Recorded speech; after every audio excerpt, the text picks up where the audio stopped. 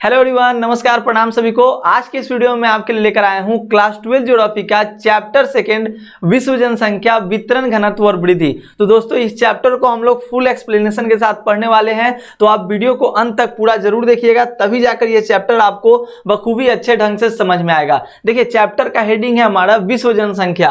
जनसंख्या कहने का मतलब होता है कि लोगों की संख्या। जैसा कि आप ये फोटो में देख सकते हैं कि ये बहुत सारे लोग हैं और इनकी क्या है तो संख्या, इसी को कहा जाता है जनसंख्या। लोगों की संख्या को ही हम लोग क्या कहते हैं, जनसंख्या कहते हैं मित्रों। तो यहां पर जो हमारा मुख्य मुद्दा है कि विश्व जनसंख्या, कहने का मतलब हो गया कि विश्व की जो टोटल लोगों की संख्या है उसी को कहा गया विश्व जनसंख्या। अब देखिए एक और टर्म्स आता है वितरण घनत्व और वृद्धि, मतलब कि जो लोगों की संख्या पूरे विश्व में उनका किस प्रकार से वितरण हुआ है, क्या जनसंख्या का घनत्व है और जनसंख्या की वृद्धि क्या है, इसके बारे में आपको पढ़ना है। उसी का चैप्टर का नाम दिया गया विश्व जनसंख्या वितरण घनत्व और वृद्धि। ध्यान रखिएगा, विश्व जनसंख्या वितरण घनत्व और वृद्धि मतलब वर्ल्ड पॉपुलेशन का किस प्रकार से डिस्ट्रीब्यूशन हुआ है, क्या उसकी डेंसिटी है एंड क्या उसका ग्रोथ रेट है, इसके बारे में आपको यहां पर पढ़ना है। तो चलिए सबसे पहले मैं बात कर लूं जनसंख्या का मतलब। मैंने आपको क्या बतलाया, छोटा सा सिंपल शब्द मैंने बतलाया, जनसंख्या मतलब लोगों की संख्या। लोगों की संख्या, नंबर ऑफ पीपल, इसी को कहते हैं पॉपुलेशन। ठीक है, तो जनसंख्या जो हुआ दोस्तों ये जनरली किससे संबंधित है, हम लोगों से, लोगों से संबंधित है। अगर मैं किसी देश की बात करूं तो किसी भी देश का जो वास्तविक धन होता है, वहां का लोग ही जो होता है उस देश का वास्तविक धन होता है।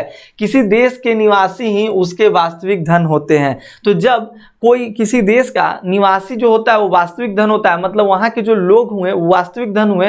तो ये हम लोग का सिंपल सा मतलब बहुत अच्छा फंडा आप खुद से समझिए ना कि लोगों के बारे में जानकारी होना आती है आवश्यक है, तभी ना देश चलेगा जी। अब लोग के बारे में जानकारी रहेगा, जब लोग ही हैं जो देश के निवासी हैं उसके वास्तविक धन है, तो हमें उस देश के निवासी के बारे में पता होना चाहिए ना, उन लोगों के बारे में पता होना चाहिए, उनकी शिक्षा दर क्या है, कितने स्त्री हैं, कितने पुरुष हैं, कितनी महिलाएं हैं और कितने बच्चे जन्म ले रहे हैं, कितना एज है, कितने लोग गांव में रह रहे हैं, शहर में रह रहे हैं, इन सभी के बारे में पता होना चाहिए, तभी ना जाकर उनके मतलब आप उनके हितों में कोई कार्य कर सकते हैं। तो इन सभी के लिए हमें इसका अध्ययन करना अत्यंत जरूरी है। यही लोग वास्तविक संसाधन है जो देश के अन्य संसाधनों का उपयोग करते हैं और उसकी नीतियां निर्धारित करते हैं।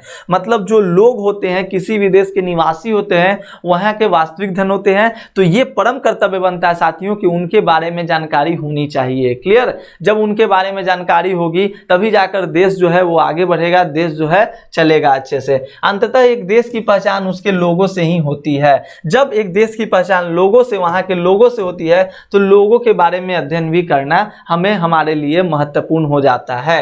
अब देखिए चैप्टर है विश्व जनसंख्या वितरण घनत्व और वृद्धि। तो हम लोग बेसिकली विश्व की जनसंख्या का किस रूप से वितरण किया गया है, क्या उसका घनत्व है, क्या उसका वृद्धि है, उस पर हम लोग चर्चा करेंगे। लेकिन उससे पहले मैं आपको बता दूं कि जब 21वीं शताब्दी का प्रारंभ था तो विश्व की जो जनसंख्या थी टोटल 600 करोड़ से अधिक दर्ज की गई थी। कितना ऑब्जेक्टिव में पूछ देता है कि बताइए 21वीं शताब्दी के प्रारंभ तक विश्व की टोटल जनसंख्या कितनी थी, तो 600 करोड़ से अधिक। ठीक है साथियों, ध्यान रखिएगा 600 करोड़ से अधिक जो थी वो जनसंख्या थी। क्लियर, अब आगे आते हैं। अगला जो टर्म्स हमारा है कि विश्व की जनसंख्या का जो है असमान रूप से वितरित है। देखिए ये जॉर्ज बी क्रीसी साहब का कहना है। आप वितरण के बारे में पढ़ रहे हो, जनसंख्या के वितरण के बारे में, किस तरह से पॉपुलेशन का डिस्ट्रीब्यूशन हुआ है, पूरे वर्ल्ड की बात की जा रही है, भारत की नहीं, पूरे वर्ल्ड की बात की जा रही है कि पूरे वर्ल्ड में जनसंख्या का जो वितरण है वो किस रूप में किया गया है, किस प्रकार से हुआ है। तो देखिए ये जॉर्ज बी क्रेसी साहब हैं, देखिए इनका नाम आप ध्यान पूर्वक रखिएगा।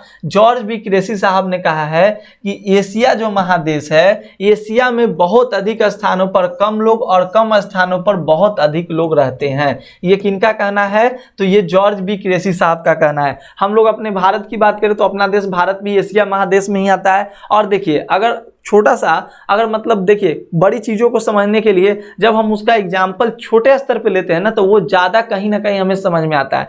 जैसे एशिया यहाँ पे कह रहा है कि एशिया में बहुत अधिक स्थानों पर कम लोग और कम स्थानों पर बहुत अधिक लोग रहते हैं। सिंपल सा हम लोग अपने ही आसपास में ले लेना तो कोई वैसा गाँव जहाँ पे बहुत सारी मतलब सुख सुविधाएं उपलब्ध है, तो कोई कोई गाँव में आप देखिएगा कि बहुत ज़्यादा लोग रहते हैं, कोई कोई गाँव में बहुत कम लोग रहते हैं, है ना जी।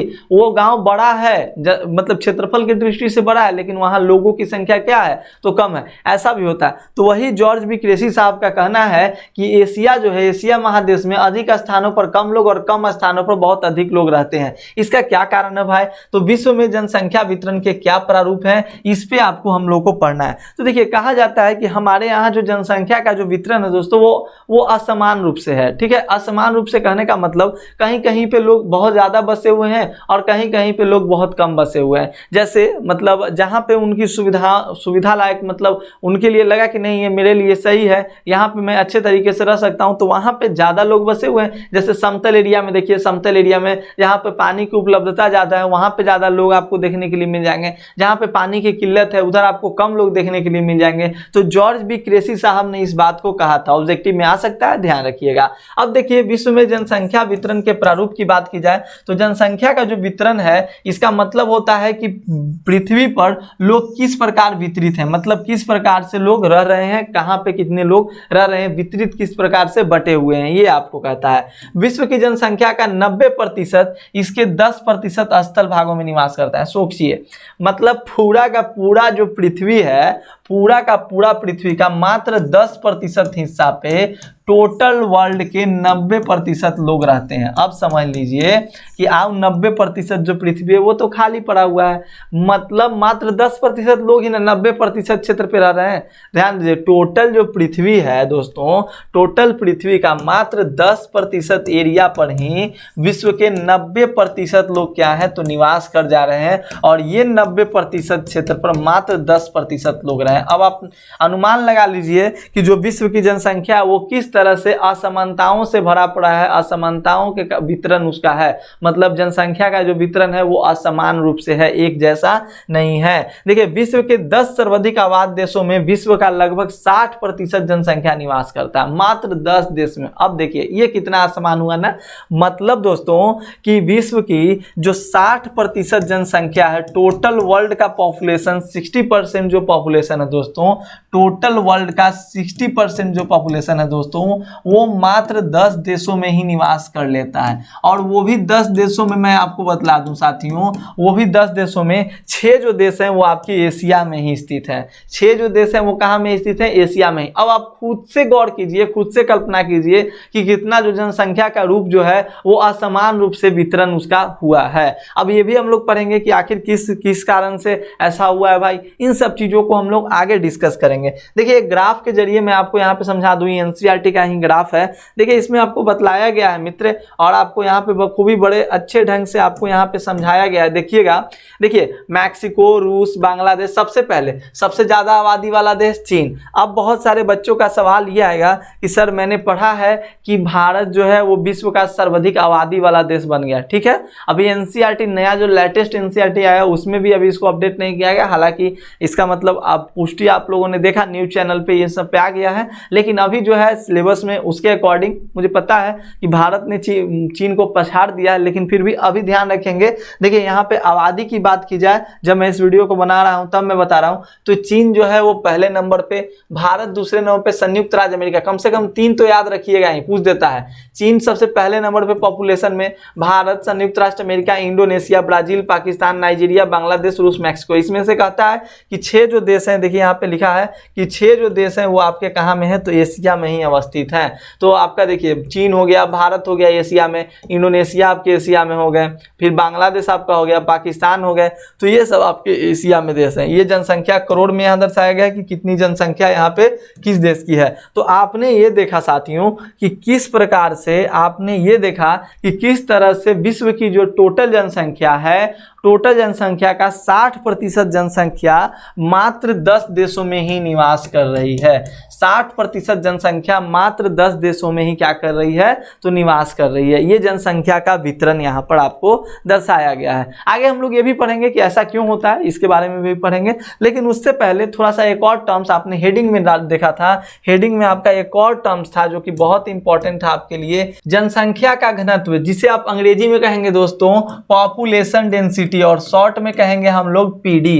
तो पॉपुलेशन डेंसिटी, जनसंख्या का घनत्व क्या होता है? कहता है है कि लोगों की संख्या और भूमि के आकार के बीच का जो अनुपात होता है उसी को हम लोग जनसंख्या घनत्व कहते हैं। ठीक है, जनसंख्या घनत्व मतलब लोगों की संख्या बटा में भूमि का आकार, मतलब उसका अनुपात निकालते हैं हम लोग और उसी को जनसंख्या घनत्व कहते हैं। प्रति वर्ग किलोमीटर में रहने वाले व्यक्तियों की औसत संख्या। एग्जाम्पल के तौर पे आप ले लीजिए, जैसे पीडी का फॉर्मूला क्या हो जाएगा दोस्तों, पीपल बटा में एरिया, यही ना हो जाएगा, PD is equal to P by A हो जाएगा।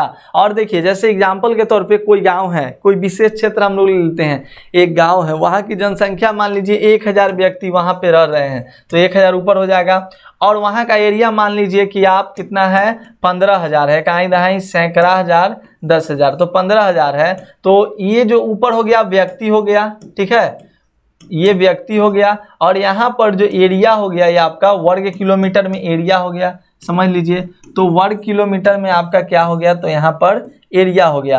तो अब कहता है कि प्रति वर्ग किलोमीटर रहने वाले व्यक्तियों की औसत संख्या, तो 1000, और यहाँ पर ये मैंने आपको दिखलाया, तो प्रति वर्ग किलोमीटर में कितने व्यक्ति रह रहे हैं, इसी को हम लोग क्या कहते हैं, जनसंख्या घनत्व, यानी कि पॉपुलेशन का डेंसिटी कहते हैं। आगे देखिए अगला जो हमारा टर्म्स है कि आखिरकार जनसंख्या के वितरण को प्रभावित करने वाले कौन कौन से कारक हैं। हमने तो पढ़ लिया कि विश्व की जनसंख्या का मतलब हम लोग अगर बात करें तो 60% जो जनसंख्या है वो मात्र 10 देशों में निवास कर जाती है, विश्व के 10 देशों में, चीन, भारत, संयुक्त राष्ट्र अमेरिका, 3 मैंने नाम आपको बोला, ऐसे अगर पॉसिबल हो तो आप 10 याद कर लीजिए। क्लियर, ऐसे ट्रिक्स भी हैं याद करने के, तो आप उसके माध्यम से भी याद कर सकते हैं। तो जनसंख्या वितरण को प्रभावित करने वाले कौन कौन से कारक है दोस्तों, तो बहुत सारे कारक हैं, जिसमें मैं आपको बता दूं, भौगोलिक कारक आपके आ गए, आर्थिक कारक हो गया, और सांस्कृतिक कारक होता है, राजनीतिक सांस्कृतिक कारक होता है।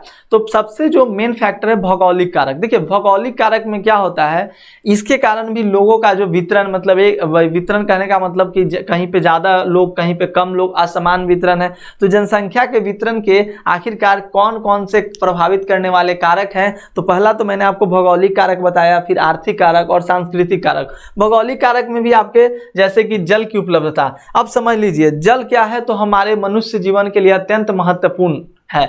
बिना जल के हम लोग जीवन की कल्पना कर सकते हैं, नहीं कर सकते हैं। तो जहां पे जल आसानी से उपलब्ध होगा वहां पे लोग ज्यादा रहना पसंद करेंगे, या जहां पे जल कठिन से मतलब मुश्किल से उपलब्ध हो वहां रहना पसंद करेंगे। सिंपल सा बात है कि जहां पे जल की उपलब्धता ज्यादा रहेगी वहीं पे ना लोग रहना पसंद करेंगे। तो ये टर्म्स एक हो गया।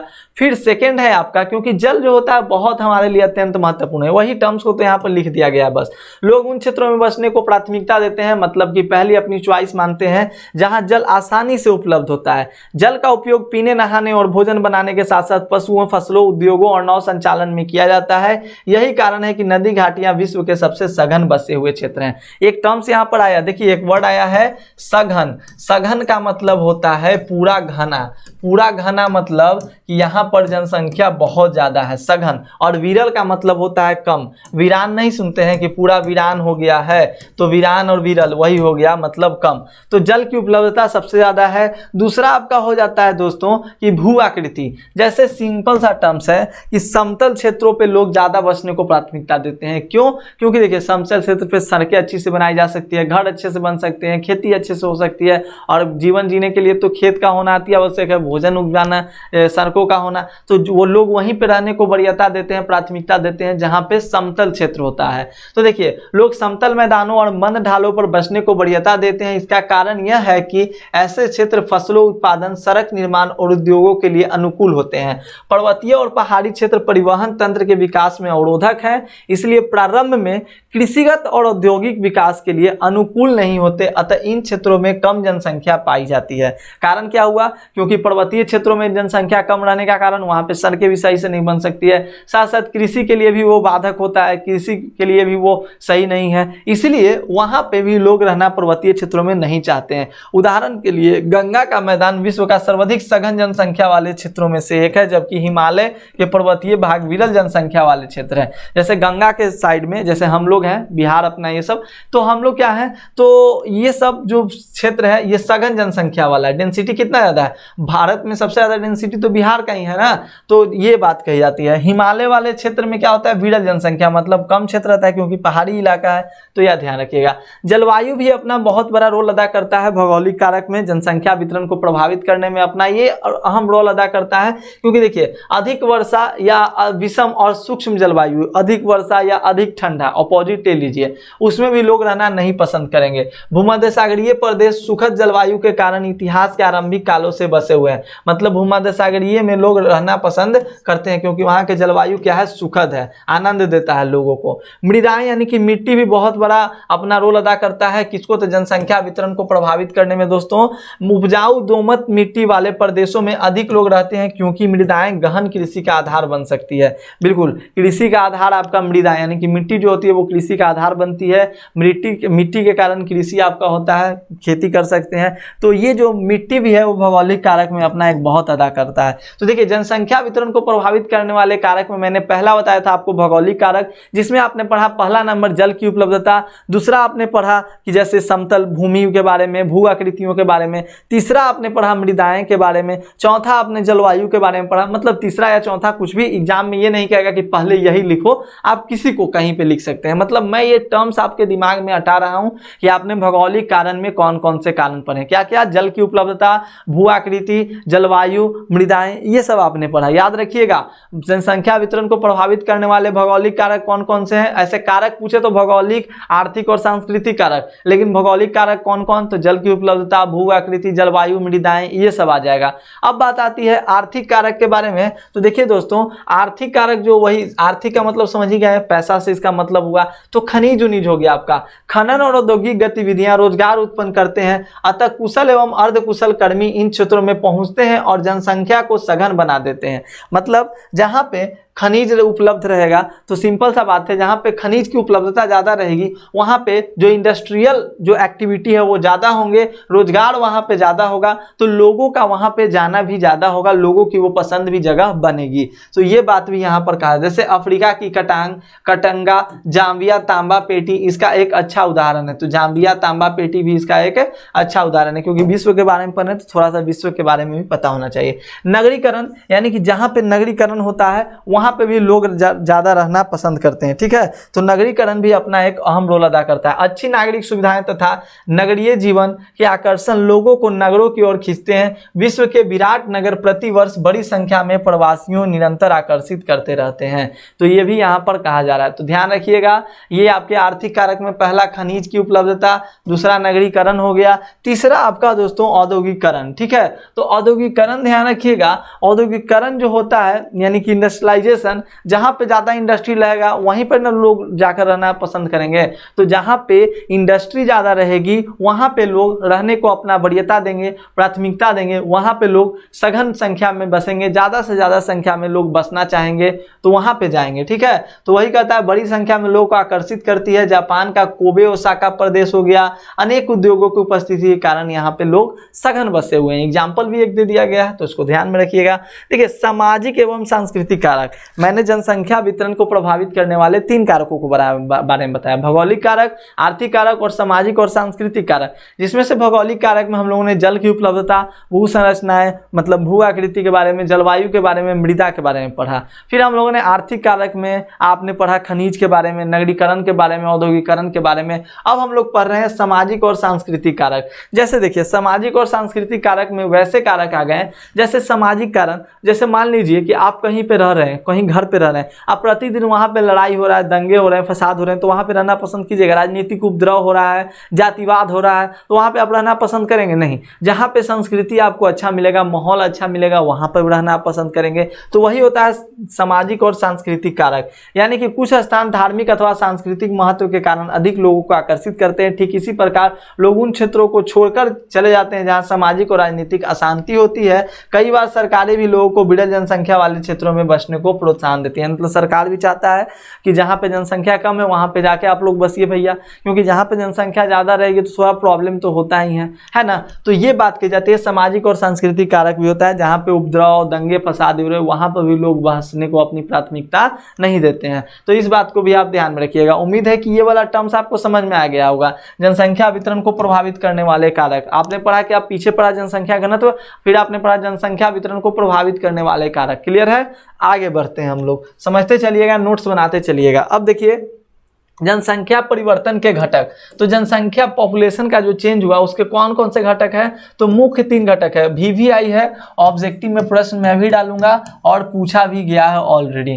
तो जनसंख्या परिवर्तन के 3 घटक हैं, जन्म, मृत्यु और प्रवास। कौन कौन, जन्म, मृत्यु और प्रवास। तो पहले बात कर लें कि आखिरकार जन्म क्या होता है, जन्म दर क्या होता है दोस्तों, बर्थ रेट क्या होता है। तो प्रति 1000 पर 1 वर्ष में जन्मे जीवित बच्चों की संख्या जन्म दर कहा जाता है। जीवित बच्चों की संख्या को जन्म दर कहा जाए, मतलब 1000 लोग बच्चों ने जन्म लिया, जिसमें से कितना बच्चा जीवित है उसी को जन्म दर कहा गया।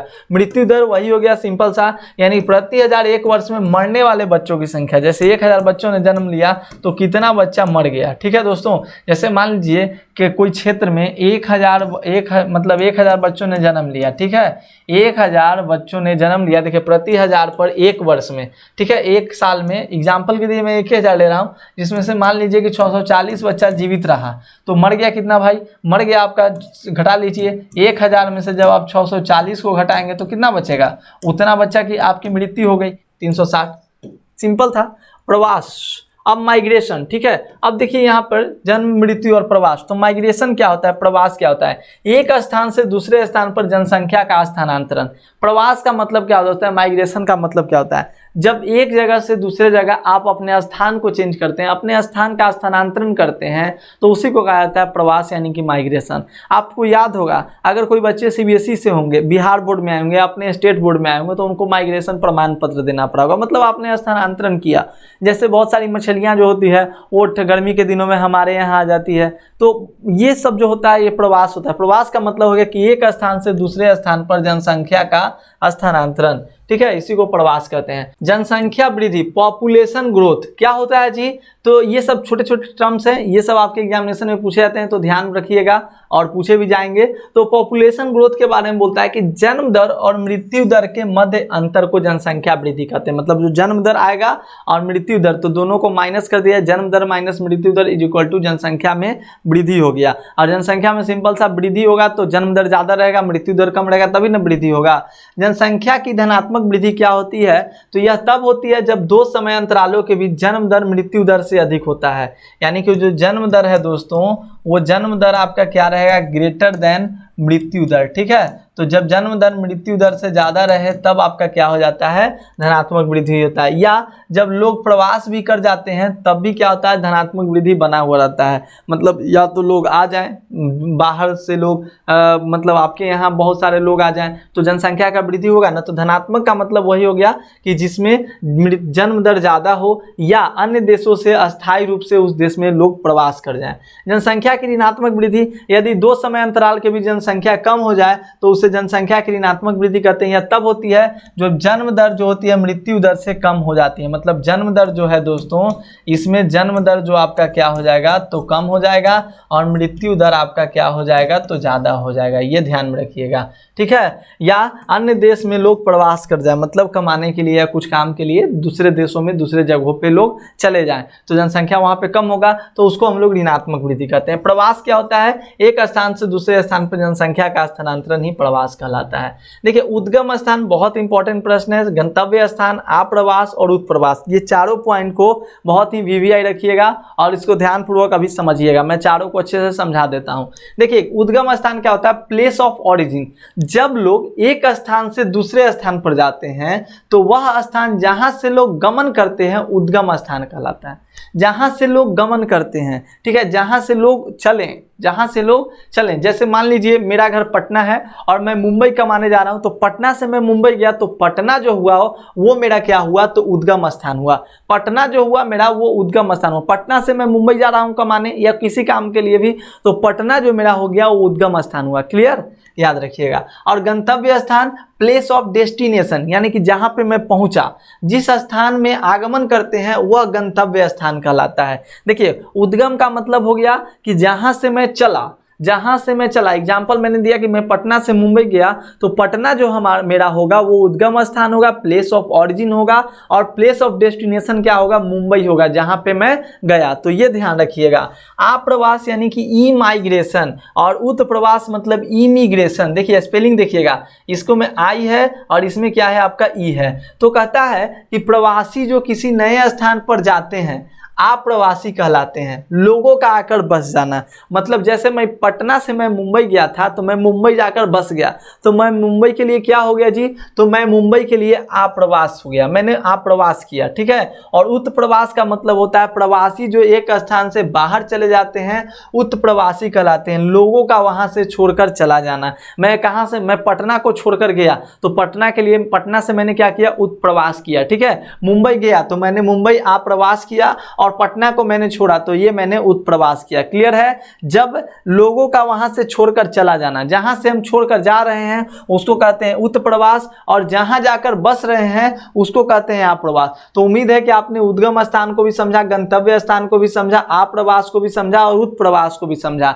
समझ में आया सभी को? चैट सेक्शन में लिखिएगा। समझाना अत्यंत महत्वपूर्ण है, मैं आपको समझाकर ही छोड़ूंगा। ये इतना महत्वपूर्ण है। देखिए प्रवास के आपके दो मुख्य यहाँ पे क्या बताए गए हैं, तो कारण बताए गए हैं। प्रवास जो प्रवास होता है, सॉरी प्रवास जो होता है, प्रवास के दो मुख्य कारण आपके यहाँ पे बतलाए गए हैं। देखिए प्रतिकर्ष कारक और अपकर्ष कारक। प्रतिकर्ष का मतलब होता है पुश फैक्टर, देखिए पुश फैक्टर, और ये आपका अपकर्ष का मतलब होता है पुल फैक्टर। तो याद रखिए प्रतिकर्ष का मतलब कि जो आपको अपने ओर से ढकेलता है, दूर भेजता है, प्रतिकर्ष। और अपकर्ष मतलब जो आपको अपनी ओर सटाता है, जो आपको अपनी ओर बुलाता है, अट्रैक्ट करता है आपको, उसको कहते हैं अपकर्ष कारक यानी पुल फैक्टर। तो देखिए प्रवास, जब लोग एक जगह से दूसरे जगह स्थानांतरण करते हैं तो काम की तलाश में, अच्छे रहन सहन की तलाश में, तो जब अच्छा चीज मिलेगा तब ना एक जगह से दूसरी जगह जाएगा, नहीं तो कुत्ता काट ले है कि एक जगह से दूसरी जगह जाएगा, है कि नहीं जी।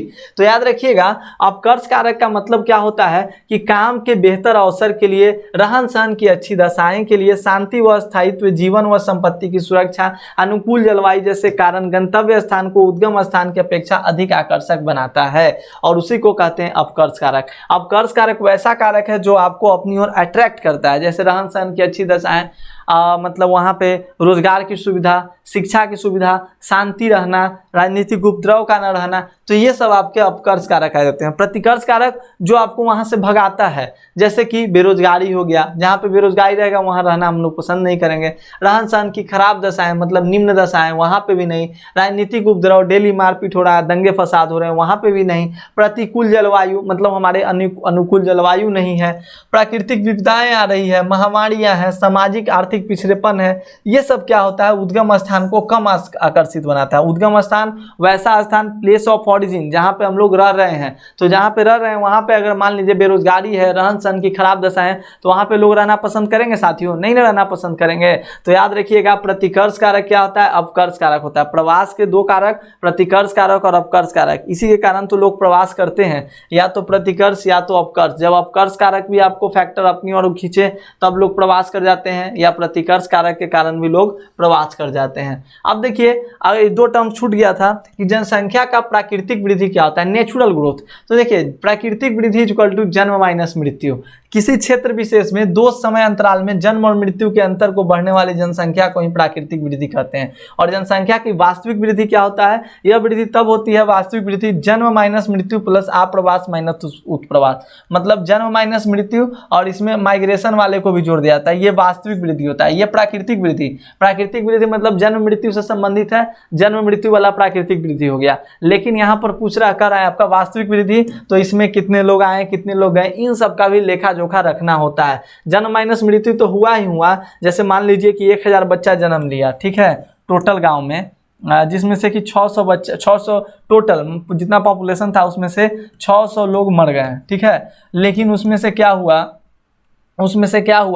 कि उसमें से 300 लोग गांव में कमाने आ गए, लेकिन फिर क्या हुआ कि उसमें से 200 लोग दूसरे जगह चले भी गए, ठीक है। तो ये जो टोटल आएगा ये आपका क्या हो जाएगा, तो ये आपका वास्तविक वृद्धि हो जाएगा। क्लियर? तो समझिएगा। अब देखिए जनसंख्या परिवर्तन के स्थानिक प्रारूप, यानी कि विश्व के विभिन्न भागों में जनसंख्या वृद्धि की तुलना की जा सकती है। विकसित देशों में विकासशील देशों की तुलना में जनसंख्या वृद्धि जो होती है वो कम होती है, यानी कि जो विकसित देश होते हैं वो जनसंख्या वृद्धि पे नियंत्रण किए रहते हैं विकासशील देश की अपेक्षा। जनसंख्या वृद्धि और आर्थिक विकास में ऋणात्मक संबंध पाया जाता है, यानी कि जनसंख्या बढ़ेगा तो आर्थिक विकास कमेगा, ऐसा मानना है। जनसंख्या परिवर्तन का प्रभाव क्या होता है, जनसंख्या वृद्धि समस्याओं को उत्पन्न करती है। इनमें से संसाधन संसाधनों का हाथ सर्वाधिक गंभीर है। जितना जनसंख्या बढ़ेगा उतना संसाधन की क्या होगी, तो खपत होगी। अब देखिए जनांकीय संक्रमण बहुत इंपॉर्टेंट है, बहुत अच्छा प्रश्न है, ध्यान दीजिएगा, आपके एग्जामिनेशन में पूछा जाता है तो ध्यानपूर्वक समझिएगा।